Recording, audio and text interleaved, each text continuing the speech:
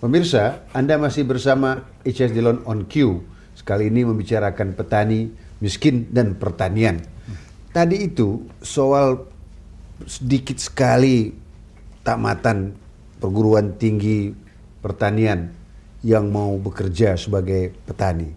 Sejauh mana itu adalah karena mereka tidak mau atau memang keadaan infrastruktur segala macam itu tidak dipersiapkan di pedesaan sehingga kehidupan di pedesaan tidak memberikan jaminan masa depan dia yang lebih baik.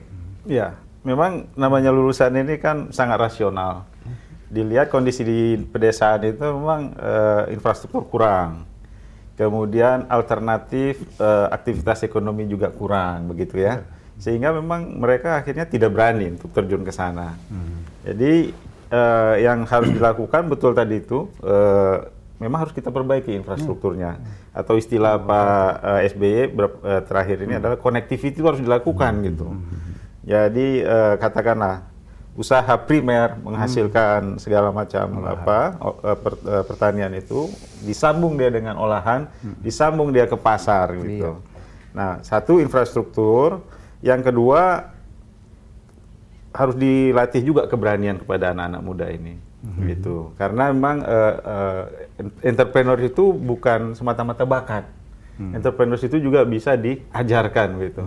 Ya, jadi yang tadi saya katakan bahwa mereka dikasih insentif modal wirausaha, gitu, itu for free, ya, for free.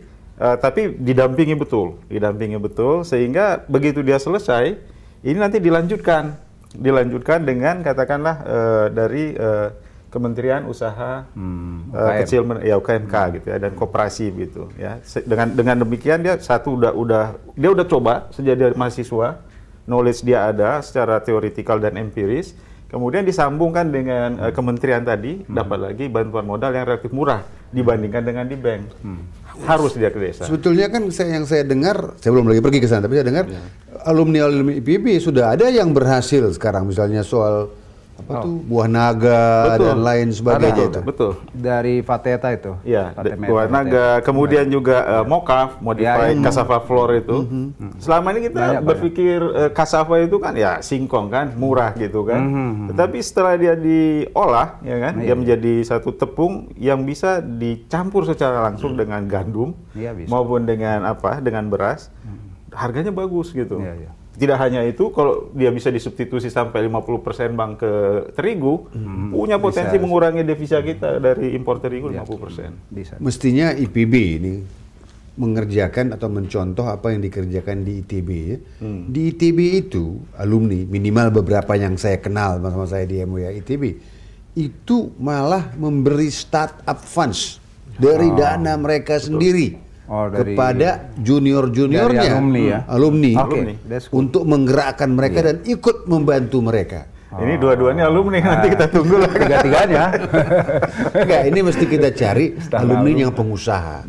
Salahnya kita di IPB ini, terlalu banyak kita menjadi pejabat pemerintah, menjadi pengamat, menjadi jurnalis. Kurang banyak yang jadi pengusaha. Jadi kurang banyak itu diberikan ke sana. Tapi bagaimana caranya ya? Karena kalau saya lihat dari dulu, kenapa dulu kita bikin komisi kerja tetap? Karena di Bappenas saja pun Biro Pertanian dan Biro Perindustriannya nggak bisa saling bicara. Ini peran perguruan tinggi penting di sana ya, betulnya ya.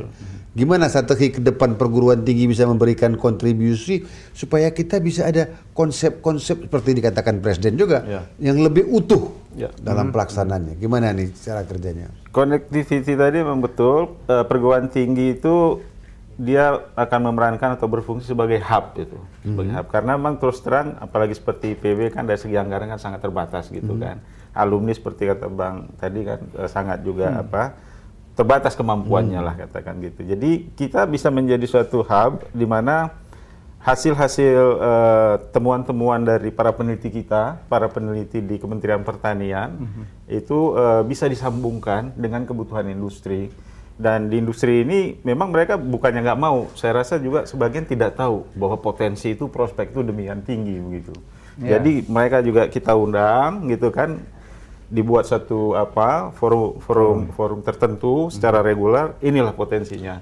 gitu. Bagaimana IPB memberanikan diri meminta supaya seluruh penelitian Litbang yang ada di Departemen Teknis itu dilimpahkan ke ITB. Wah, itu luar biasa kalau itu bisa dilakukan. Kita sangat siap untuk itu. Sama-sama dengan orang-orangnya. Jadi peneliti-peneliti dari departemen pun masuk ke IPB.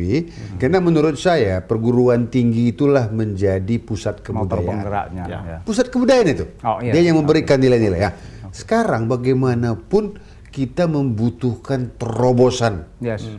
Ilmu pengetahuan dan teknologi, kan Presiden sudah mau dirikan nih Komisi Inovasi Nasional kan, dipimpin oleh Prof. Zuhal. Tapi kita perlu juga orang pertanian masuk di sana kan, karena Prof. Zuhal sendiri, kalian pelajari nggak itu? Prof. Zuhal bilang 3 generasi inovasi sekaligus.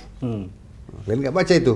Wah, beliau bilang generasi budidaya. Sebelumnya generasi bibit dan pembenihan, dan generasi pengolahan. Udah pas itu. Udah sesuai pas itu. Jadi begini Bang, apa namanya itu? Saya harapkan sih itu yang sesuatu yang bagus itu jangan kita loncat-loncat. Stages of development itu betul-betul kita ikutilah.